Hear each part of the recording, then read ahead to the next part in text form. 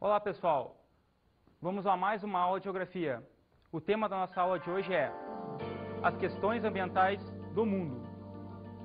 A partir de um consumismo desenfreado, a partir de uma industrialização, a sociedade, principalmente capitalista ocidental, começa a ter hábitos de consumo que de alguma forma vão afetar os nossos recursos naturais, né? Gerando uma série de problemas ambientais como destruição da camada de ozônio, a questão de poluição de recursos como rios, mares, né? A partir do vazamento de cargueiros, né? Os chamados petroleiros, navios petroleiros. Então a gente começa a ter uma série de problemas que vão afetar, sim, a questão ambiental do globo, ou seja, é um problema hoje global, de toda a população mundial, ou seja, dos 6 bilhões de habitantes do planeta Terra. Mas, nesse sentido, a partir da década de 60 e 70, ocorre uma espécie de consciência da população mundial a partir desses problemas gerados, né? Nesse sentido, nós teremos hoje o surgimento da consciência ambiental. Essa consciência ambiental parte do pressuposto de que a partir da década de 70, principalmente com o ano-chave, com a Conferência das Nações Unidas, que começa de alguma forma a se preocupar com esses problemas. Então nós vamos ter o quê? Nós vamos ter uma sociedade, principalmente dos países do hemisfério norte, notadamente dos Estados Unidos e de alguns países europeus como Alemanha e França, que buscam, a partir do surgimento de ONGs, né, chamadas organizações não governamentais, estabelecer cobranças em relação às principais indústrias poluidoras, né? São indústrias químicas, petroquímicas, enfim, uma série de indústrias que alavancaram o processo industrial, principalmente no hemisfério norte. Então, a partir desse surgimento, desses movimentos, dessas organizações, e já com uma pauta previamente estabelecida junto à ONU, a gente vai ter no ano de 1972 a Conferência de Estocolmo. Estocolmo, a capital da Suécia, onde mais de 100 representantes, né, dos mais diversos países, desde primeiros ministros até presidentes, discutiram as questões ambientais e a questão de como inserir a população mundial nesses problemas, ou seja, de que forma a população pode, a partir de uma preocupação de como se gerar os recursos, né, como extrair os recursos da natureza, como ter uma certa preocupação com esses recursos, e de que forma a gente pode ter também uma redução dos níveis de pobreza. Porque, na verdade, a população hoje, a gente vai ver que os recursos eles estão mal distribuídos, né? Boa parte dos recursos ficam no hemisfério norte, os chamados países ricos do norte, enquanto que os países do sul, por seu lado, ficam excluídos, ficam à margem, com grande índice de pobreza, de desigualdade social, de fome, de miséria, enfim, são também problemas ambientais decorrentes desse mau uso dos recursos naturais. Então, nesse sentido, a partir da Conferência de Estocolmo, desses problemas todos que eu já havia comentado anteriormente, a gente vai ter hoje, né, e com o período lá que começa mesmo em 70, um conceito importante para a questão ambiental global hoje, que é o chamado desenvolvimento sustentável, né? Mas o que é o tal do desenvolvimento sustentável? O desenvolvimento sustentável nada mais é que um conceito que diz que o que a gente retira dos recursos hoje não pode ser mais do que a Terra disponibiliza, ou seja, eu não posso acabar com os recursos, permitindo que as gerações futuras, ou seja, daqui 30, 50, 100 anos, possam ainda obter os seus alimentos, os seus recursos, os seus produtos, no caso, né, nessa revolução industrial toda, para a sua sobrevivência. Então, é uma consciência de que eu tenho que mesclar os recursos de acordo com a disponibilidade deles, sem comprometer as gerações futuras. Outro ponto importante nessa questão ambiental, que vai ver que ela vai evoluindo, né? Nos últimos 30 anos houve um grande processo de evolução com a tomada da consciência, e outro ponto importante nesse sentido dessa tomada de consciência é a chamada Conferência da ONU sobre o Meio Ambiente, a chamada Rio Eco 92, que foi realizada no ano de 1992, no Rio de Janeiro, né, com a presença novamente de muitos presidentes, ministros, enfim, gente muito importante na questão ambiental, e os principais governos do mundo envolvidos nessa questão, os principais poluidores, inclusive, né, Estados Unidos, Japão, Europa, estavam presentes discutindo esses problemas e procurando soluções, né? O que a gente tem que entender também é que a partir da Eco 92 a gente tem no Brasil, no caso, um surgimento de uma série de ONGs, né, organizações não governamentais, que buscam aí os seus direitos. O que quer dizer as organizações não governamentais? As organizações não governamentais buscam fazer muitas vezes o que os governos não fazem, né? É pegar daqui a pouco uma empresa poluidora e tentar uma ação contra ela, né, através das chamadas audiências públicas. Então, nessas audiências públicas, eu posso acionar aquela empresa poluidora, eu vou ter uma comunidade toda que vai ser escolhida, junto com políticos, com essas ONGs, para tentar fazer com que essa empresa, de alguma forma, crie situações onde os recursos serão extraídos, né, para a produção industrial com um controle, ou seja, eu vou ter estações de tratamento de esgoto, eu vou ter uma série de processos industriais mais racionais. Então, nesse sentido, a gente vai ter essa preocupação das ONGs e elas conseguem ter um papel importante hoje na chamada questão ambiental, que hoje tem várias escalas geográficas de ação, desde a ação local, ou seja, no meu município, no meu bairro, até as questões globais, principalmente hoje com o chamado efeito estufa associado à questão da camada de ozônio, que tem sim uma influência antrópica, ou seja, uma influência do homem nesse tipo de problema. Então, o homem está interferindo e isso para os próximos, talvez, 100 anos, a gente vai ter já uma série de problemas atrelados. Problemas como questões climáticas, como o derretimento das calotas polares, como elevação do nível dos mares, né? E, logo, como a gente sabe, né, boa parte da população mundial concentra-se em cidades, nas costas, ou seja, nas áreas litorâneas, nas faixas litorâneas dos continentes. Então, com essa elevação, essa possível elevação do nível do mar, eu posso ter algumas cidades com a água entrando, né, com a água invadindo áreas urbanas.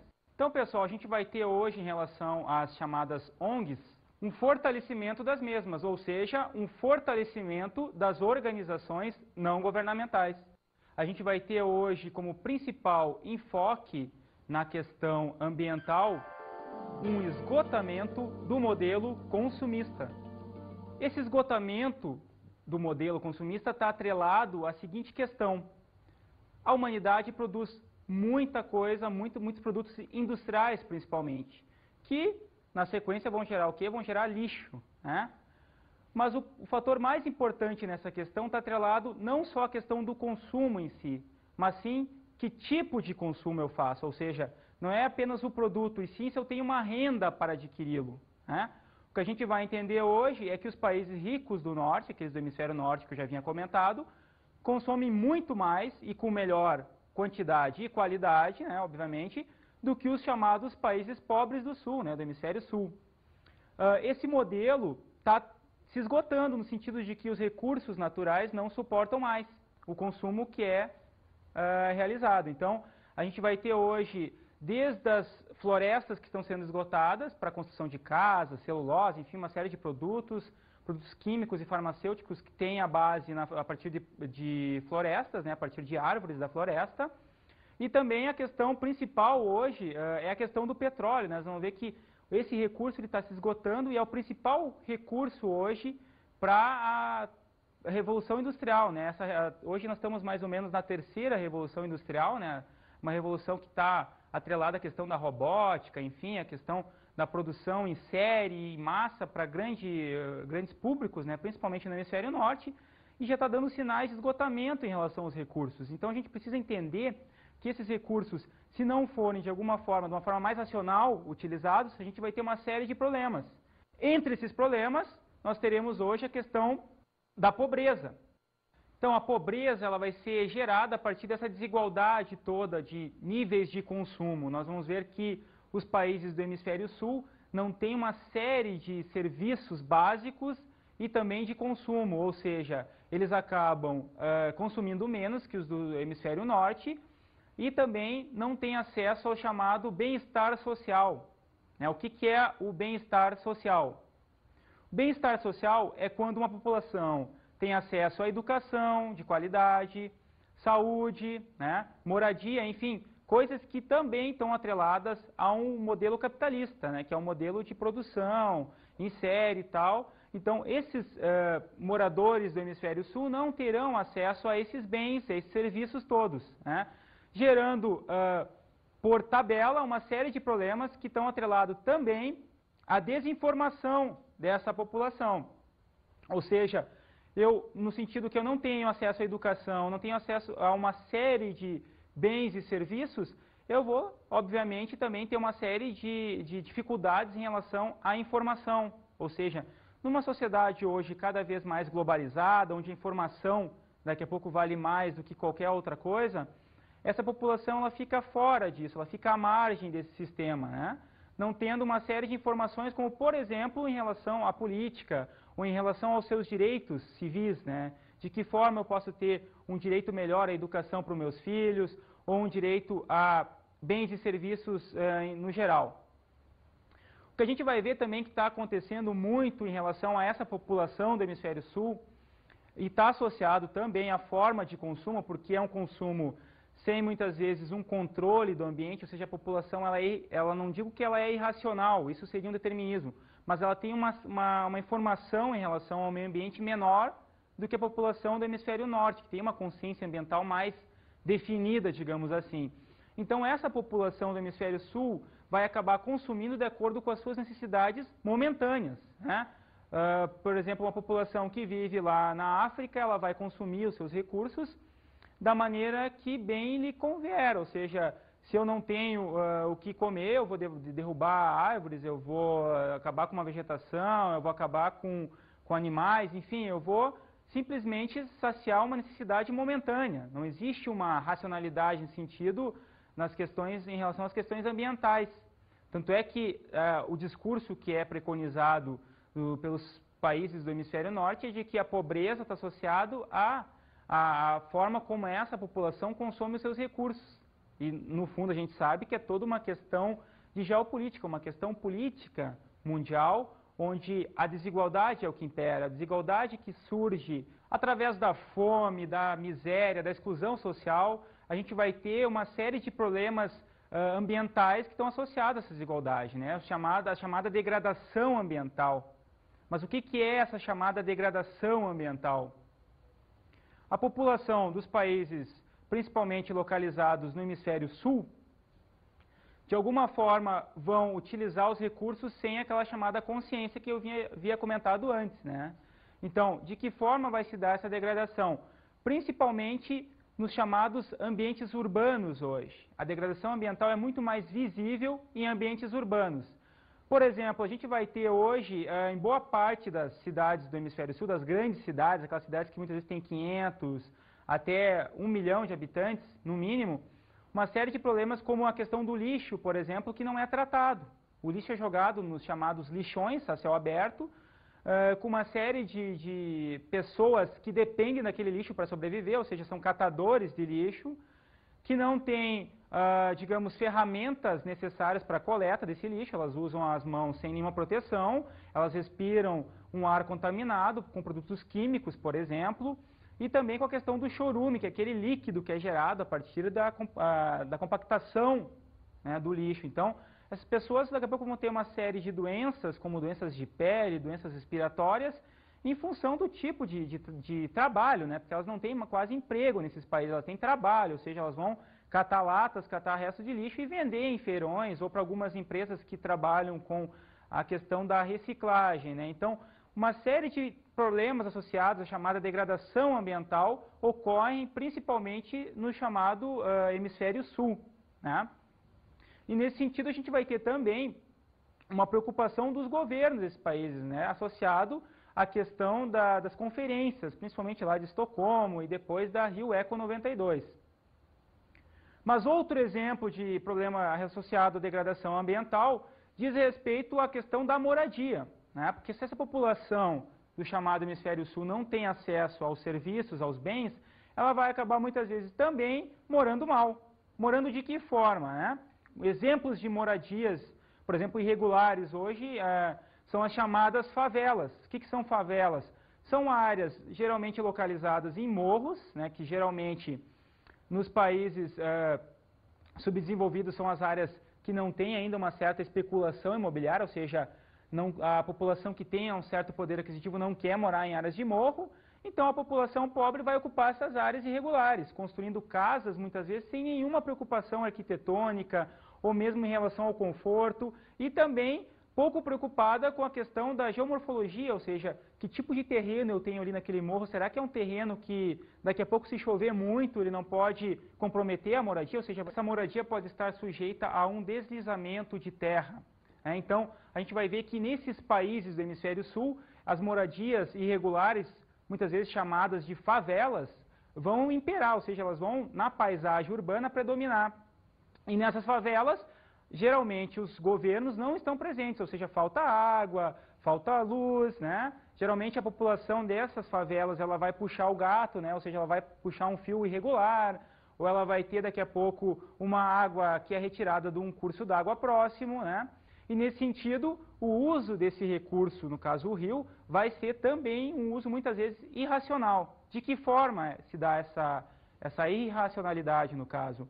A população vai jogar os seus dejetos, né, domésticos, né, lixo e outras coisas mais, sem nenhuma preocupação com aquela própria água que ela vai tomar. Ou seja, ela joga o lixo e ao mesmo tempo retira a água que ela vai beber daquele próprio curso d'água, daquele próprio rio. Então, nesse sentido, a gente vai ter hoje uma série de degradações no ambiente urbano em função, muitas vezes, de uma falta de informação dessa população. Então, nesse sentido, a gente tem que ter hoje uma questão associada a políticas governamentais em relação aos ambientes urbanos também. Ou seja, o Estado, os governos têm que participar mais, têm que chegar até essas áreas irregulares, dar uma série de infraestruturas que hoje essas áreas não possuem, para que essa população se insira hoje nesse modelo, né, que é um modelo consumista, que é um modelo capitalista, onde o que impera no atual momento é uma desigualdade social. Principalmente, aquela lógica que eu estava falando antes, dos países do chamado hemisfério norte, em relação aos países do hemisfério sul. Ou seja, tem uma desigualdade que é um conflito hoje que aparece muito nos livros didáticos de geografia, por exemplo, que é o chamado conflito norte-sul. Ou seja, as relações se dão hoje muito mais pela desigualdade em relação aos acessos.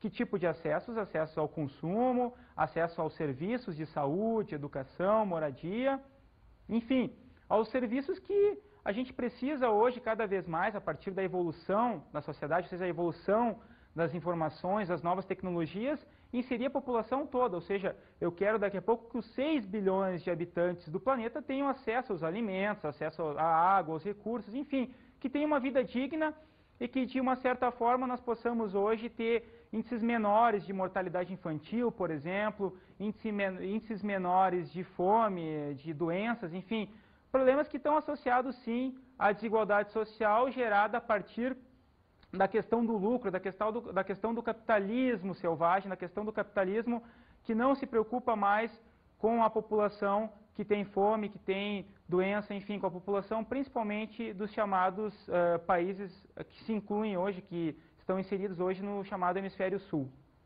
Bem, pessoal, para a gente ficar mais por dentro da questão ambiental, ver que tipo de opinião a população tem hoje sobre esse assunto, a gente vai ver agora uma enquete na rua sobre o tema da questão ambiental. A população diverge em algumas ideias, enfim, isso é fruto do tipo de consumo que a população tem, inclusive tipo de renda que a população obtém, né? Isso é uma questão importante.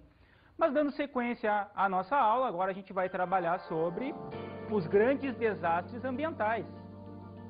Um tema extremamente complexo hoje, a questão dos desastres, e a gente tem que entender também que esse desastre tem a ver, sim, com a questão geopolítica, ou seja, aquele conflito que existia principalmente em função da disputa territorial, militar, estratégica entre os Estados Unidos e a União Soviética, né? Isso a partir da Segunda Guerra Mundial, ou seja, os dois grandes vencedores daquele momento, lá daquela guerra, foram primeiramente os Estados Unidos e depois a União Soviética. Então houve uma ruptura, né? uma bipolaridade que a gente chama, ou seja, uma divisão do mundo em relação a essas influências, né? Então, cada tipo de modelo, ou seja, o modelo norte-americano era mais atrelado à questão do capitalismo, e no caso do modelo soviético, o que prevalecia era a questão do socialismo, do modelo mais coletivo, né? Do trabalho, da propriedade, que era coletiva, não era privada, como é no caso nos Estados Unidos e hoje em boa parte do mundo.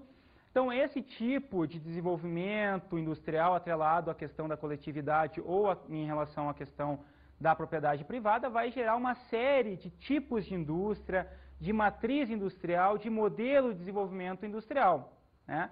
E nesse sentido a gente precisa entender que nas ex-repúblicas soviéticas o que imperava aí muito era a questão da energia nuclear. Por que a energia nuclear é tão importante para esses países, não só os soviéticos, mas também para alguns países europeus, e no caso dos Estados Unidos, que é uma potência ainda hoje, uma potência nuclear?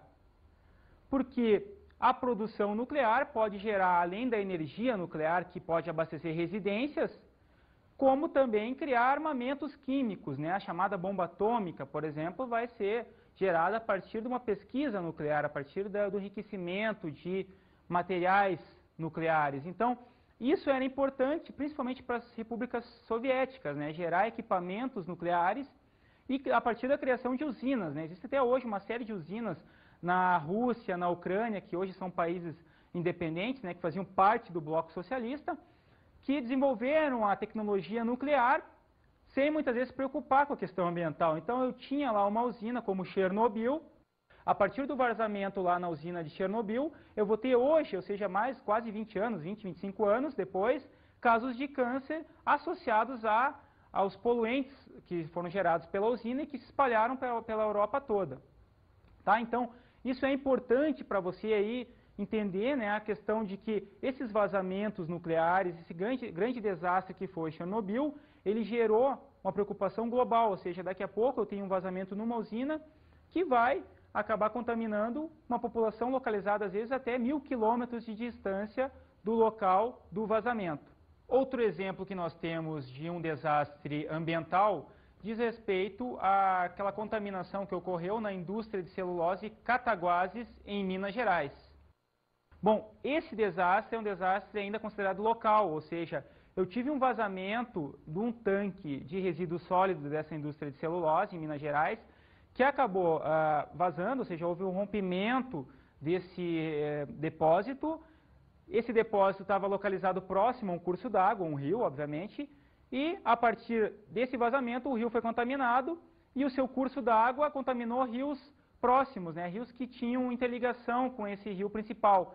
Então eu acabei contaminando uma série de vegetações localizadas próximas na margem do rio, eu contaminei os peixes, ou seja, uma mortandade muito grande de peixes, gerando por tabela, ou seja, por um processo atrelado, a falta de pesca na região. Então, você vê que municípios localizados tanto no estado de Minas Gerais quanto no Rio de Janeiro passam a ter uma série de problemas, principalmente em relação aos pescadores, né, que daqui a pouco não tem o seu peixe, não tem seu sustento e da sua família. Então, esse desastre ambiental foi um desastre sério, que por parte das organizações não governamentais e também dos governos foi tratado como um caso sério, ou seja, essa empresa, a cada dia que ela continuava poluindo, ou seja, que ela não procurava tentar sanar os vazamentos da sua indústria, ela pagava uma multa gigantesca, milhares de reais, para tentar justamente forçar essa empresa a tentar sanar esse desastre, né? Então a gente vai ter hoje uma série de problemas localizados localmente, né? Ou seja, vai daqui a pouco influenciar numa região, numa determinada região, aí com a população local, mas também a gente vai ter hoje uma série de desastres globais, ou seja, são desastres que afetam a população do mundo todo, ou seja, os 6 bilhões de habitantes hoje podem sofrer nos próximos anos as consequências de alguns desastres, né? De alguns problemas ambientais de caráter de ordem global. Entre eles podemos citar a questão do buraco na camada de ozônio. Bem, o buraco na camada de ozônio ele começa realmente a aumentar a partir de uma industrialização desenfreada realizada principalmente no hemisfério norte, ou seja, eu começo a ter agora uma produção de uma série de produtos industriais, em escala industrial, como por exemplo, aqueles produtos que contêm aerosóis, né, os desodorantes, ao mesmo tempo eu vou ter também aquele gás, o CFC, presente em geladeiras e outros aparelhos, como o ar-condicionado, por exemplo, que vão acabar, de alguma forma, emitindo gases na atmosfera, que vão, no processo seguinte, aumentar o buraco na camada de ozônio, né? O que é a camada de ozônio, primeiramente?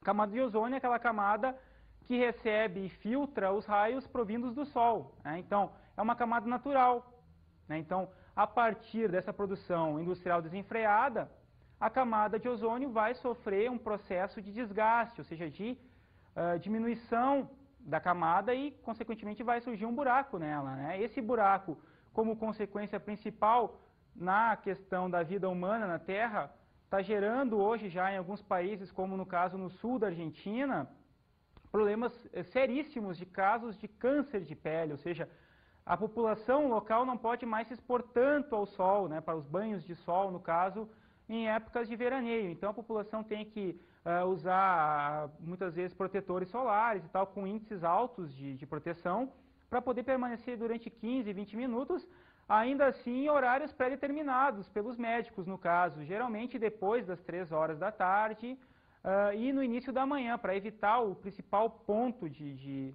entrada desses raios na atmosfera, né, que vão se dar geralmente entre as 10 horas da manhã até as 3 horas da tarde. Então, a população tem que se precaver sobre isso. É um problema que está associado e muito à questão industrial, ou seja, a partir dessa emissão de gases industriais, sem nenhuma preocupação ambiental. A gente vai ver que essa produção industrial começa na década de 50 e 60 a crescer muito nos países do norte. E, claro, com essa consciência ambiental que a gente está comentando na aula aqui, a gente vai ter também um controle maior sobre esses gases.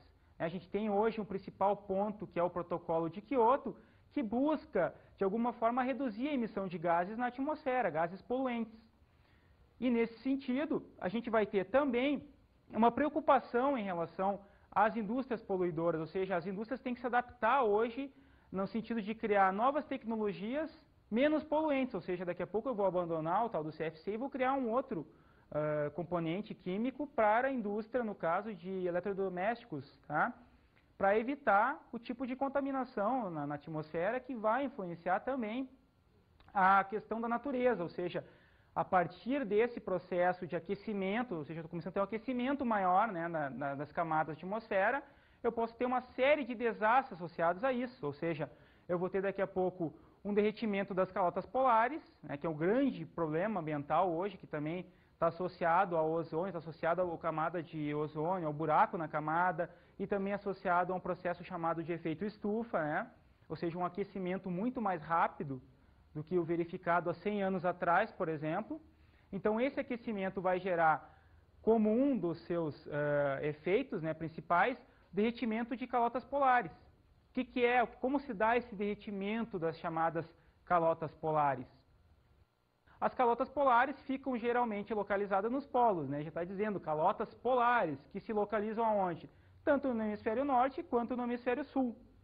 No momento que eu tenho um aquecimento maior da temperatura na Terra, eu vou ter, obviamente, períodos onde as calotas começarão a derreter um processo mais rápido, ou seja, se derreterão mais rapidamente, gerando o quê?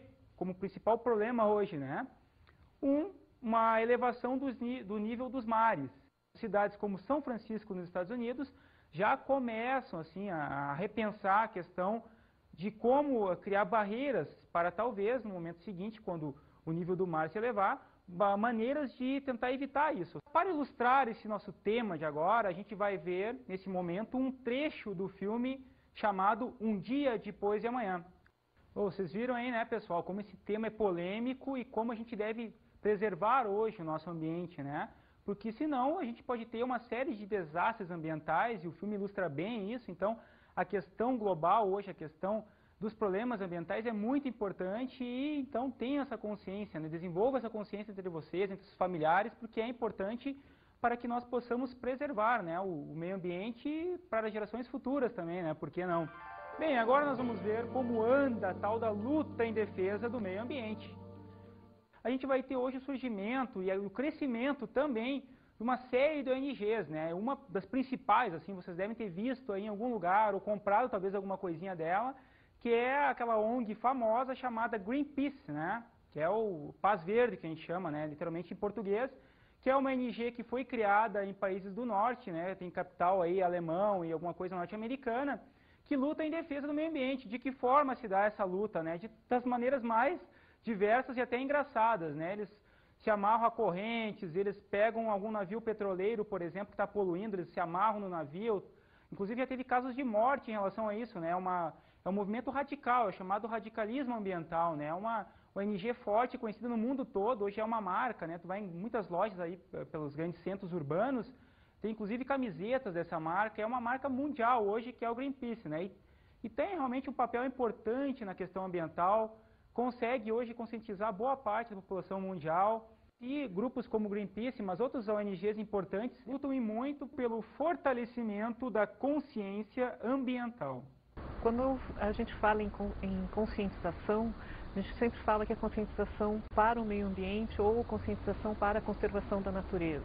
Ela faz parte de um longo processo, né? Ela não acontece da noite para o dia, de um dia para o outro ou com uma simples palestra.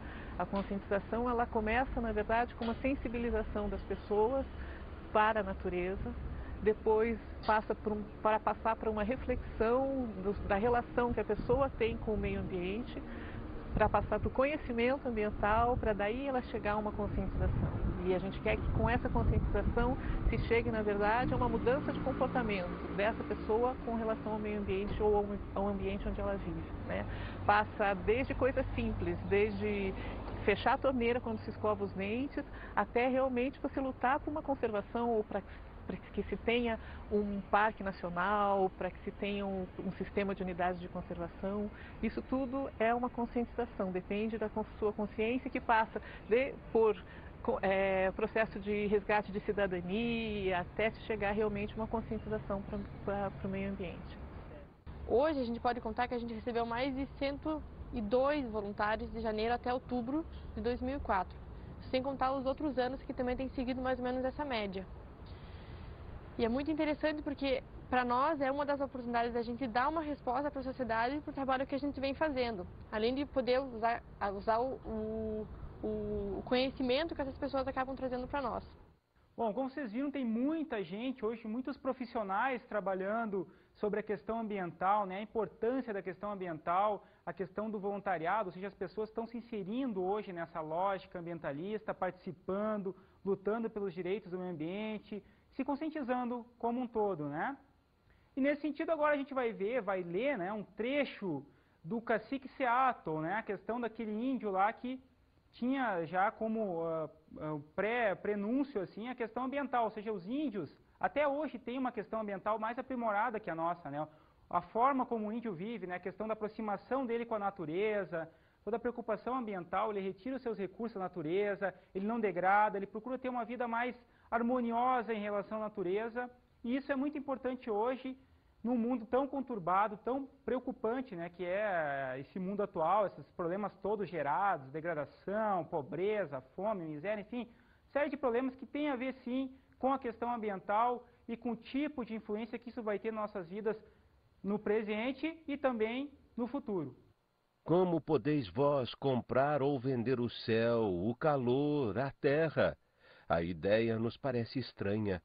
Se nós possuímos a frescura do ar e os espelhamentos da água, de que maneira poderá vossa excelência comprá-los?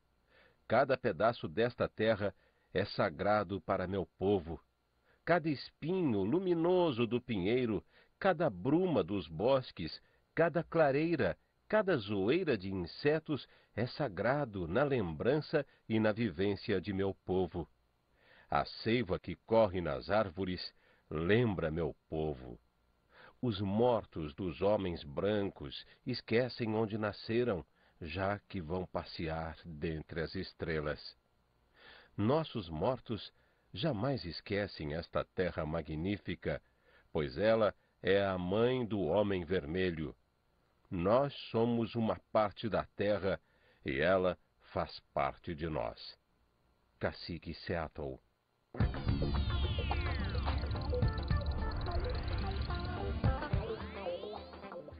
Bom, pessoal, então, como dica de estudo que eu posso dar para vocês hoje, diz respeito à questão de participar, né? Não só estudar a questão ambiental, mas também participar ativamente nesse processo, ou seja, daqui a pouco entrar numa ONG ou criar até mesmo uma ONG para lutar pelos direitos do meio ambiente, lutar pelos direitos que são nossos e também das gerações futuras, tá ok? Então, o que a gente tem que ver também é que esse processo ele é extremamente complexo e precisa ser, de alguma forma, estudado e também participar ativamente, tá bom?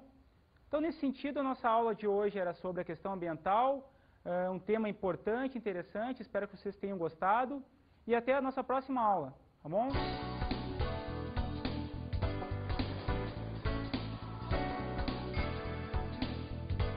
Na aula de hoje vimos as questões ambientais do mundo. Um tema importante, complexo, que diz respeito às nossas vidas, né, presente, e também dos nossos filhos, dos filhos dos nossos filhos, enfim, das gerações futuras. É importante, é um tema que está na pauta da mídia, está na pauta dos principais governos mundiais hoje, com uma série de tratados, uma série de conferências que buscam, sim, melhorar as condições de vida do homem e também do ambiente global. Estudamos o surgimento da consciência ambiental. A população mundial começou a, de alguma forma, se antenar, né, se preocupar com esses problemas e lutar pelos seus direitos e também pelos direitos do meio ambiente. E observamos a luta em defesa do meio ambiente. Observamos também o surgimento de uma série de ONGs lutando pelos direitos do meio ambiente, né, batalhando para tentar melhorar as condições de vida, tanto da questão da vida humana quanto das espécies, enfim, do meio ambiente como um todo, né?